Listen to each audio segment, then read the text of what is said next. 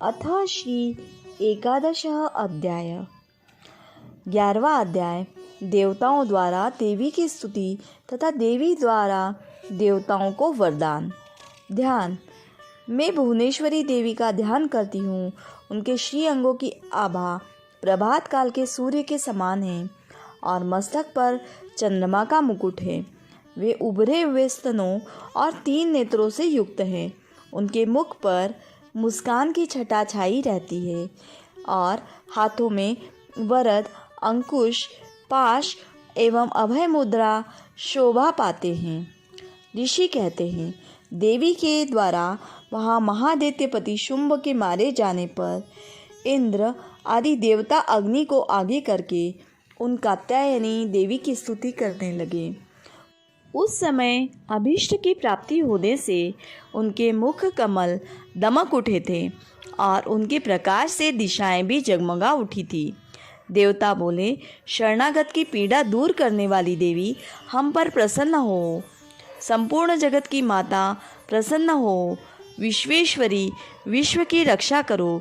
देवी, तुम्ही चराचर जगत की अर्धीश्वरी हो। तुम इस जगत का एकमात्र आधार हो, क्योंकि पृथ्वी रूप में तुम्हारी ही स्थिति है। देवी, तुम्हारा पराक्रम अलंघनीय है। तुम्ही जल रूप में स्थित होकर संपूर्ण जगत को तृप्त करती हो।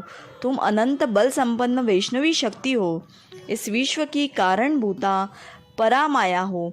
देवी, तुमने इस समस्त जगत को मोहित कर रखा है। तुम्ही प्रसन्न होने पर इस पृथ्वी पर मोक्ष की प्राप्ति कराती हो। देवी, संपूर्ण विद्याएं तुम्हारे ही भिन्न भिन्न स्वरूप है। जगत में जितनी स्त्रियां हैं वे सब तुम्हारी ही मूर्तियां हैं। जगदम्ब, एकमात्र तुमने ही इस विश्व को व्याप्त कर रखा है। तुम्हारी स्तुति क्या हो सकती है? तुम तो स्तवन करने योग्य पदार्थों से परे एवं परावाणी हो। जब तुम सर्वस्वरूपा देवी, स्वर्ग तथा मोक्ष प्रदान करने वाली हो, तब इसी रूप में तुम्हारी स्तुति हो गई। तुम्हारी स्तुति के लिए इससे अच्छी उक्तियाँ और क्या हो सकती है? बुद्धि रूप से सब लोगों के हृदय में विराजमान रहने वाली तथा स्वर्ग एवं मोक्ष प्रदान करने वाली नारायणी देवी, तुम्हें नमस्कार है। कला, काष्ठा आदि के रूप में क्रमशः परिणाम अवस्था परिवर्तन की ओर ले जाने वाली तथा विश्व का उपसंहार करने में समर्थ नारायणी, तुम्हें नमस्कार है। नारायणी, तुम सब प्रकार का मंगल प्रदान करने वाली मंगलमयी हो। कल्याणदायिनी शिवा हो। सब पुरुषार्थों को सिद्ध करने वाली शरणागत वत्सला, 3 नेत्रों वाली एवं गौरी हो। तुम्हें नमस्कार है। तुम सृष्टि, पालन और संहार की शक्तिभूता सनातनी देवी, गुणों का आधार तथा सर्वगुणमयी हो। नारायणी, तुम्हें नमस्कार है। शरण में आए हुए दीनों एवं पीड़ितों की रक्षा में संलग्न रहने वाली तथा सबकी पीड़ा दूर करने वाली नारायणी देवी, तुम्हें नमस्कार है।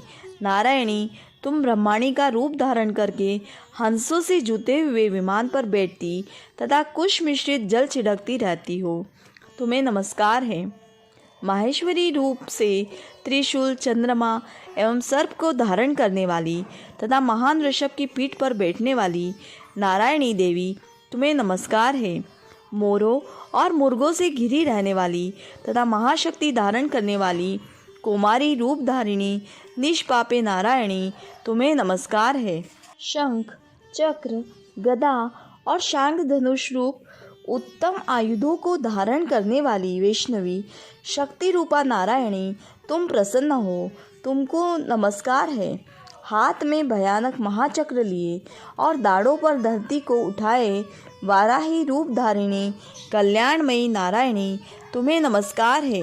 भयंकर नरसिंह रूप में दैत्यों के वध के लिए उद्योग करने वाली तथा त्रिभुवन की रक्षा में संलग्न रहने वाली नारायणी, तुम्हें नमस्कार है।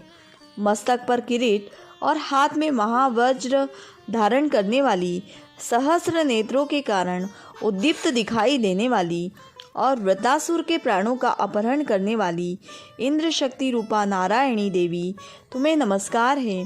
शिवदूती रूप से दैत्यों की महती सेना का संहार करने वाली, भयंकर रूप धारण तथा विकट गर्जना करने वाली नारायणी, तुम्हें नमस्कार है। दाढ़ों के कारण विकराल मुख वाली मुंडमाला से विभूषित मुंडमर्दिनी चामुंडा रूपा नारायणी, तुम्हें नमस्कार है। लक्ष्मी, लज्जा, महाविद्या, श्रद्धा, पुष्टि, स्वधा, ध्रुवा, महारात्रि तथा महाअविद्या रूपा नारायणी, तुम्हें नमस्कार है।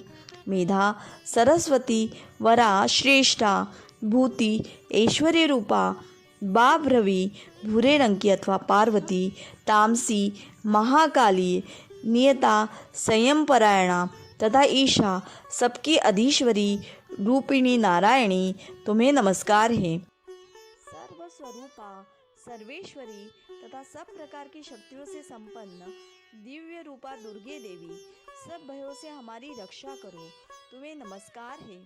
कात्यायनी, यह 3 लोचनों से विभूषित तुम्हारा सौम्य मुख सब प्रकार के भयों से हमारी रक्षा करे, तुम्हें नमस्कार है। भद्रकाली, ज्वालाओं के कारण विकराल प्रतीत होने वाला, अत्यंत भयंकर और समस्त असुरों का संहार करने वाला तुम्हारा त्रिशूल भय से हमें बचाए, तुम्हें नमस्कार है। देवी, जो अपनी ध्वनि से संपूर्ण जगत को व्याप्त करके दैत्यों के तेज नष्ट किए देता है, वह तुम्हारा घंटा हम लोगों की पापों से उसी प्रकार रक्षा करे जैसे माता अपने पुत्रों की बुरे कर्मों से रक्षा करती है। चंडिके, तुम्हारे हाथों में सुशोभित खड्ग जो असुरों के रक्त और चर्बी से चर्चित है, हमारा मंगल करे, हम तुम्हें नमस्कार करते हैं। देवी, तुम प्रसन्न होने पर सब रोगों को नष्ट कर देती हो और कुपित होने पर मनोवांछित सभी कामनाओं को नाश कर देती हो। जो लोग तुम्हारी शरण में जा चुके हैं उन पर विपत्ति तो आती ही नहीं। तुम्हारी शरण में गए हुए मनुष्य दूसरों को शरण देने वाले हो जाते हैं। देवी अंबिके, तुमने अपने स्वरूप को अनेक भागों में विभक्त करके नाना प्रकार के रूपों से जो इस समय इन धर्मद्रोही महादैत्यों का संहार किया है, वह सब दूसरी कौन कर सकती थी। विद्याओं में, ज्ञान को प्रकाशित करने वाले शास्त्रों में तथा आदि वाक्यों वेदों में तुम्हारे सिवा और किसका वर्णन है, तथा तुमको छोड़कर दूसरी कौन ऐसी शक्ति है जो इस विश्व को अज्ञानमय घोर अंधकार से परिपूर्ण ममता रूपी गड्ढे में निरंतर भटका रही हो। जहाँ राक्षस, जहाँ भयंकर विष वाले सर्प, जहाँ शत्रु, जहाँ लुटेरों की सेना और जहाँ दावानल हो, वहाँ तथा समुद्र के बीच में भी साथ रहकर तुम विश्व की रक्षा करती हो। विश्वेश्वरी, तुम विश्व का पालन करती हो, विश्व रूपा हो, इसलिए संपूर्ण विश्व को धारण करती हो। तुम भगवान विश्वनाथ की भी वंदनीय हो। जो लोग भक्ति पूर्वक तुम्हारे सामने मस्तक झुकाते हैं, वे संपूर्ण विश्व को आश्रय देने वाले होते हैं। देवी प्रसन्न हो, जैसे इस समय असुरों का वध करके तुमने शीघ्र ही हमारी रक्षा की है, उसी प्रकार सदा हमें शत्रुओं के भय से बचाओ, संपूर्ण जगत का पाप नष्ट कर दो और उत्पाद एवं पापों के फलस्वरूप प्राप्त होने वाले महामारी आदि बड़े बड़े उपद्रवों को शीघ्र दूर करो। विश्व की पीड़ा दूर करने वाली देवी, हम तुम्हारे चरणों पर पड़े हुए हैं, हम पर प्रसन्न हो। त्रिलोक निवासियों की पूजनीया परमेश्वरी, सब लोगों को वरदान दो। देवी बोली, देवताओं, मैं वर देने को तैयार हूँ, तुम्हारे मन में जिसकी इच्छा हो वह वर मांग लो। संसार के लिए उस उपकारक वर को मैं अवश्य दूंगी। देवता बोले, सर्वेश्वरी, तुम इसी प्रकार तीनों लोकों की समस्त बाधाओं को शांत करो और हमारे शत्रुओं का नाश करती रहो। देवी बोली, देवताओं, वेवस्वत मनवंतर के 28वें युग में शुंभ और निशुंभ नाम के 2 अन्य महादैत्य उत्पन्न होंगे। तब मैं नंदगोप के घर में उनकी पत्नी यशोदा के गर्भ से अवतीर्ण हो विंध्याचल में जाकर रहूंगी और उक्त दोनों असुरों का नाश करूंगी। फिर अत्यंत भयंकर रूप से पृथ्वी पर अवतार ले मैं विप्रचित्ति नाम वाले दानवों का वध करूंगी। उन भयंकर महादैत्यों को भक्षण करते समय मेरे दांत अनार के फूल की भांति लाल हो जाएंगे, तब स्वर्ग में देवता और मृत्यु लोक में मनुष्य सदा मेरी स्तुति करते हुए मुझे रक्तदंतिका कहेंगे। फिर जब पृथ्वी पर 100 वर्षों के लिए वर्षा रुक जाएगी और पानी का अभाव हो जाएगा, उस समय मुनियों के स्तवन करने पर मैं पृथ्वी पर अयोनिजा रूप में प्रकट होंगी और 100 नेत्रों से मुनियों को देखूंगी। अतः मनुष्य शताक्षी इस नाम से मेरा कीर्तन करेंगे।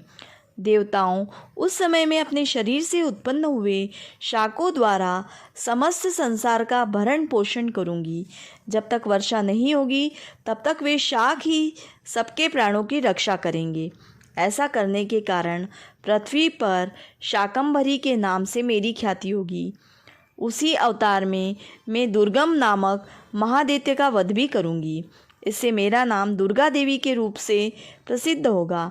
फिर मैं जब भीम रूप धारण करके मुनियों की रक्षा के लिए हिमालय पर रहने वाले राक्षसों का भक्षण करूंगी, उस समय सब मुनि भक्ति से नतमस्तक होकर मेरी स्तुति करेंगे। तब मेरा नाम भीमा देवी के रूप में विख्यात होगा। जब अरुण नामक दैत्य तीनों लोकों में भारी उपद्रव मचाएगा, तब मैं तीनों लोकों का हित करने के लिए 6 पैरों वाले असंख्य भ्रमरों का रूप धारण करके उस महादैत्य का वध करूंगी। उस समय सब लोग भ्रामरी के नाम से चारों ओर मेरी स्तुति करेंगे। इस प्रकार जब जब संसार में दानवी बाधा उपस्थित होगी, तब तब अवतार लेकर मैं शत्रुओं का संहार करूंगी। इस प्रकार श्री मार्कंडेय पुराण में सावर्णिक मनवंतर की कथा के अंतर्गत देवी महात्म्य में देवी स्तुति नामक 11वां अध्याय पूरा हुआ।